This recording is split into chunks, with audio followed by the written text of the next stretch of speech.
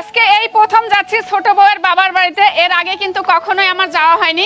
আর ওর বাবার বাড়িতে কিন্তু রাজশাহী, এর আগে কিন্তু আমি রাজশাহীতে একবার গিয়েছিলাম। তখন কিন্তু আমাদের কাকু অসুস্থ ছিল, তখন কিন্তু টিনার বিয়েই হয়নি। সেই সময় আমি রাজশাহীতে গেছিলাম, তারপরে কিন্তু আর যাওয়া হয়নি। মূলত ওর বিয়ের সময়ও যাওয়া হয়নি। বিয়ের সময় কিন্তু আমরা ঢাকাতে ছিলাম। আর এই আয়ান বাবা কিন্তু আমার তখন 1 মাসের ছোট্ট বাচ্চা ছিল, সেই কারণে মূলত কখনোই আমার ওর বাবার বাড়ি যায় মানে হয়ে উঠিনি যাওয়াটা। তো এই প্রথম আজকে টিনা বলল যে আম্মু যাইতে বলছে, তো আজকে প্রথম রেডি হয়ে গেছি ওর বাবার বাড়িতে যাওয়ার জন্য। তাও হচ্ছে কারণ আছে, ওরা হচ্ছে একটা বিয়ের দাওয়াত পাইছি, সেজন্যই মূলত ওই বিয়ে খাওয়ার জন্যই আজকে এই যে রেডি হয়ে গেছে। ভাবিকে এতদিন বলেছি যে আমার আম্মু আপনাদেরকে যেতে বলে ভাবি কখনো সময় করে উঠতে পারিনি, তবে আজকে কিন্তু নিজে ইচ্ছেই বলছে যে হয়তো ভাবি সময় হয়েছে, সেজন্য ভাবি বলছে চলো তোমার বাবার বাড়ি যাই। আমার আম্মুরা তো অনেক খুশি হবে, আর আমার তো অনেক আনন্দ লাগছে যে দুই যায়, যেরকম বাসাতেও আনন্দ করতাম সেরকম বিয়ের বাড়িতে যে অনেক মজা করব। তো সেজন্য কিন্তু আরো যাওয়া রাজশাহীতে এই তাড়াতাড়ি। আর রাজশাহীতে যাওয়ার কিন্তু আমার অনেক দিনের ইচ্ছা ছিল। রাজশাহীতে কিন্তু অনেক ঘোরার জায়গা, অনেক মজার মজার মানে খাবার, আবার হচ্ছে রাস্তাগুলো নাকি অনেক বেশি সুন্দর। ও মূলত আমার কাছে অনেক গল্প করেছে। তো এখন আমার অনেক বেশি আনন্দ লাগতেছে যে ফাইনালি আমি রাজশাহীতে যাচ্ছি, আর পুরো বিয়ে শেষ হওয়া পর্যন্ত আমি থাকবো, আর সব কিছু ঘুরবো, দেখবো, শুনবো। আর ফার্স্ট টাইম কিন্তু আমার মামাইমার সাথেও দেখা হবে, ওর হচ্ছে বোনরা, তাদের সাথেও আমার দেখা হবে। মানে অনেক এক্সাইটেড আমি তাদের সবার সাথে দেখা করার জন্য, আর পুরো রাজশাহী ঘোরার জন্য। ঠিক আছে, রাজশাহী শহর যতটা দিনে সৌন্দর্য, তার চাইতে বেশি সুন্দর হলো রাত্রেবেলা। রাত্রেবেলা লাইট জ্বলে চারি রাস্তাতে, আর দেখতে এত সুন্দর লাগে। এর আগে কিন্তু আপনারা ভিডিওতে দেখছেন মাওয়াইমা ঈদ উপলক্ষে, কুরবানি ঈদ উপলক্ষে কিন্তু আমার জন্য মাংস, গরুর মাংস, রান্না করা মাংস, সেমাই, অনেক কিছু আমার জন্য পাঠিয়ে দিয়েছিল, আমি যাইনি বলে। তো আজকে ফাইনালি তার কাছে আমি যাচ্ছি, আমি অনেক খুশি। নিঃসন্দেহে একটা ভালো বর্ণের মানুষ। আর আমার বাবাও কিন্তু এই প্রথম ও রাজশাহীতে যাচ্ছে, এর আগে কখনোই যায়নি। পুরো রাজশাহী আমার বাবা ঘুরে দেখবে, পার্কে উঠবে, ঘোড়ায় উঠবে। ঠিক আছে, আর আমার ফ্যামিলিতে কিন্তু আজকে আমরা 2 বউই যাচ্ছে, আম্মু যাচ্ছে না, কেউই যাচ্ছে না। ঠিক আছে, আমরা 2 বউই রেডি হয়েছে, আর 2 বউই রাজশাহী পুরো মাতাবো। আসল কথা, সবার সাথে মেশাও যায় না, সবার বাড়িতে যাওয়া যায় না। যদি মনের সাথে মনের মিল না হয়, তো নিঃসন্দেহে মাইমা কিন্তু আমাদের কাছে মানে বেস্ট মনের একটা মানুষ। তো সেজন্যই কিন্তু আমি তাদের বাসায় যাচ্ছি। আর আজকে যেহেতু আমরাই যাচ্ছি, আম্মুরা কেউই যাচ্ছে না, যেহেতু বিয়ে অনুষ্ঠান আমরাই বেস্ট। তো আম্মুর কাছে এখন বিদায় নেওয়ার পালা, আম্মুর কাছে বিদায় নিয়ে তো যাইতে হবে, তাই না আম্মু? তো যাচ্ছি, আপনি দোয়া করবেন যেন ভালোভাবে যাই।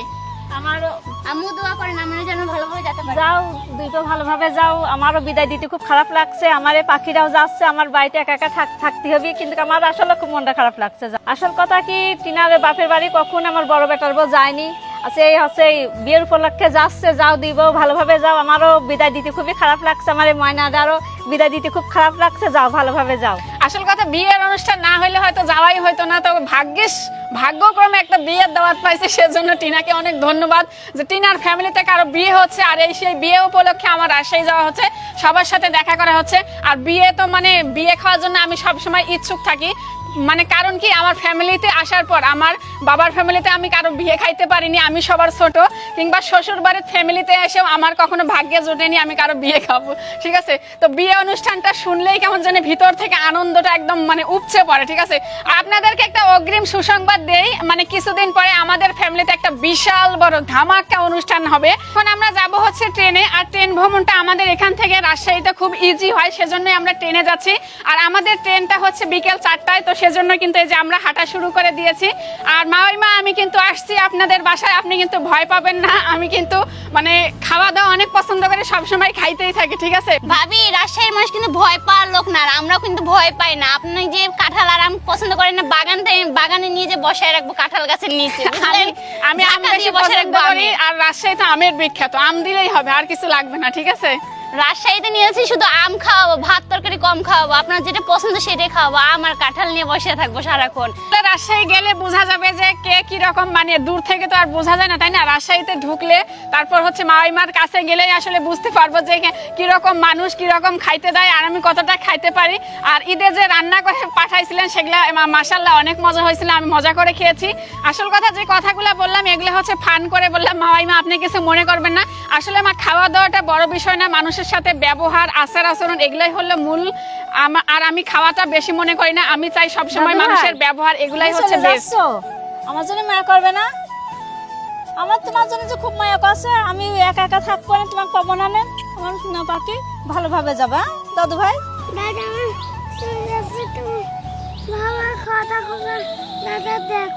ওরে আমার সোনা পাখি রে ময়না, ওরে জান আমার তোমার জন্য দোয়া তো করি। ওই সোনা পাখি রে জান, যাও ভালোভাবে যাও। দেখতে পাচ্ছেন দাদির জন্য কত ভালোবাসা। আসলে কিন্তু আয়ান মানে আম্মুর থেকে দাদিকেই বেশি ভালোবাসে। রাস্তায় যখন আমরা ঘুরি, যদি একটা ফুল আলা চিপস আলা যেই যাক না কেন, ও বলে আম্মু এই ফুল কিনে দাও। ফুল কিনে কি করবা? কয় আমি দাদির দেবো।